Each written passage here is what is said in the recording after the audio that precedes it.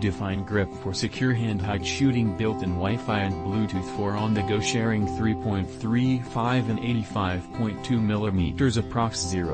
91 plus 414 gram 20 MP live most sensor and true pic Ville image processor, custom mode, save frequently used setting for instant access, shoot crisp clear hand high 4K video 1.95 in 49.7 millimeters. The Olympus OMD E-M5 Mark III is a mid-range mirrorless interchangeable lens camera aimed at enthusiast photographers. Compared to its predecessor, the Mark III is faster, more capable, and even smaller. The body is fully weather sealed too, making it ideal for travel and everyday use in tough conditions. The OMD E-M5 III is built around a 20 megapixel 4/3 sensor, inherited from the higher-end E-M1 Mark II.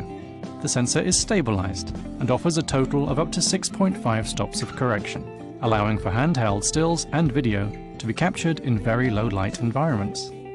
With a high-resolution 2.36 million dot electronic viewfinder and a tilting, touch-sensitive rear LCD screen, the OMD E-M5 III is a versatile camera for stills and video shooting. A 121-point hybrid autofocus system makes the E-M5 III perfect for shooting wildlife and some sports, with one of Olympus's high-quality long telephoto lenses. The E-M5 III can capture bursts at 10 frames per second with continuous autofocus, and up to 30 frames per second with focus and exposure locked on the first shot. If you're using a tripod, an ultra-high res mode allows you to create 50 megapixel files by combining multiple exposures.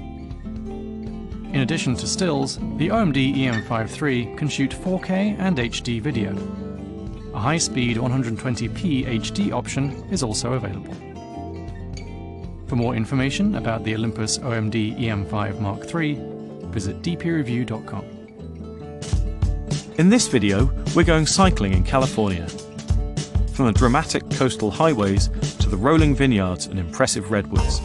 I'll be doing my best to keep up with adventure cyclist and restaurateur Ramey McManus. We'll be learning about winemaking in the Sonoma County area, famous for its landscapes and vineyards, and more recently, its growing threat from wildfires. To document this ride of taste and discovery, we're bringing the Olympus OMD E-M5 Mark III. My name is Ramey McManus. I'm a restaurateur here in Idaho. I'm in the middle of building a project with my business partner, a restaurant called Kin. My last venture was a small restaurant. My partner and I built the whole thing out. 4 months, a little under $100,000 got us up and running. Whereas Kin is a larger project, over $1 million budget. So obviously there's quite a few stresses and pressure that goes along with a project of this size. So a few weeks ago I decided I'd sneak away, get on a bike and ride through Sonoma County. Yeah, as we sit here, you'll probably hear some construction in the background right now. I've been a cyclist for most of my adult life. Became a professional cyclist at the age of 26. Now cycling is much more about adventure for me and enjoying the ride. I recently spent 14 days in Iceland, 9 of which were on a bicycle, carrying all my gear, camera gear. Typically on rides, I'm always using a small point-and-shoot camera. This is my first time with this Olympus. It was a larger camera than I normally carry on a bike ride, but with the strap, it was no problem at all to ride around with it. So it was nice to have a few more dials at my disposal. I didn't feel like I was out of my depth at all with it. Our ride started in the town of Healdsburg, a small community surrounded with scenic vineyards and renowned cycling, both of which we were here to enjoy. Thank you. The camera's Pro Capture mode shoots at up to 30 frames per second and starts capturing images before you fully press the shutter button, ensuring you get exactly the moment that you want. If you're using a tripod, an ultra-high res mode allows you to create 50 megapixel files by combining multiple exposures. Our first stop was at Kivera Vineyards. The estate practices biodynamics, which is a holistic, ecological approach to farming.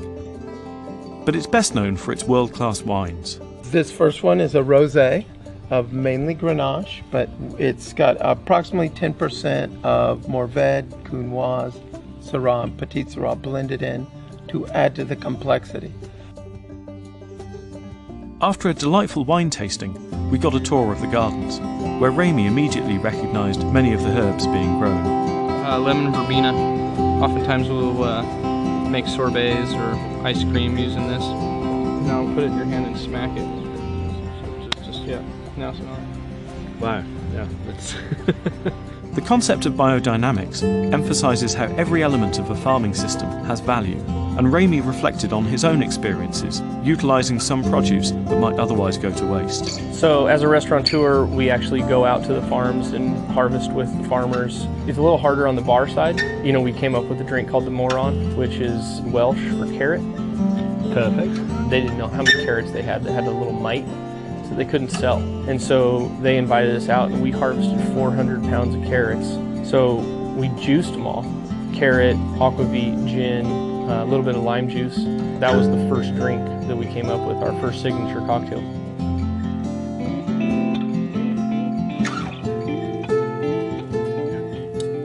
Our next stop on the tour was the Alexander Valley Vineyard, where Matt Murphy, a third-generation member of a winemaking family, gave us a tour. All right, well, I'll take you guys in and show you our wine caves here. The caves were insane. Cyrus Alexander was given 9,000 acres as a land grant in 1842, and so my grandparents bought it. But in 1975, started the winery officially. We have about 25,000 square feet of cave space. Currently have about 9,000 barrels in here. Just keep trading glasses.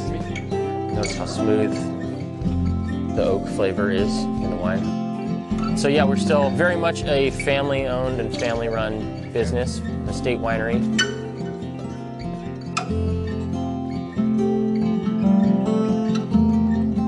We're up on the hill where the Alexander and Wetzel family graveyard is, and we're looking back on the hills above our ranch, where the Kincaid fire burned through on the night of October 26th and Sunday the 27th. It came down this side of the valley, blown by the wind, and burned right across the top of our ranch here and right down to where we're standing. There's a hedge there next to the tasting room that's about 20 feet away from the tasting room that's burned. So. Well, this is burned right where we're standing. Yeah, burned right down the side of the hill there. It burned pretty much everything it could without burning the building, so we're very lucky that everybody did their job. Down the street, Soda Rock Winery. That place was absolutely devastated by the fire. It was heartbreaking for sure.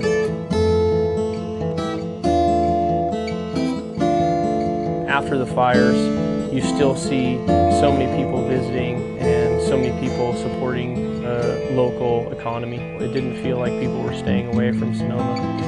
With our visit to wine country complete, it was time to take on the King Ridge ride, considered by many to be the jewel in the crown of North Bay cycling roads. To get things started, Rami shared some fundamental tips for photographing one's bicycle. Number 1, drive side out. Number 2, big ring. Number 3, pedal at 3 o'clock. Number 4, balance on your handlebar. Number 5, shoot a square. Number 6, quit taking photos, go ride. Started out on the coastline, moved inland through winding country roads with groves of redwood trees, which brought the temperature down, and then you would crest a mountain and the sun would come back out, warm you up, warm your soul, and eventually coming upon the ocean views as the sun went down. That's what riding in North County, California is all about. This trip was really nice for me to be able to get away for a couple of days and clear my head. At the same time, you draw inspiration when you go on trips, and now I'm coming back to Boise with a clear mind and full heart and ready to complete this restaurant. For DP Review, I'm Richard Butler.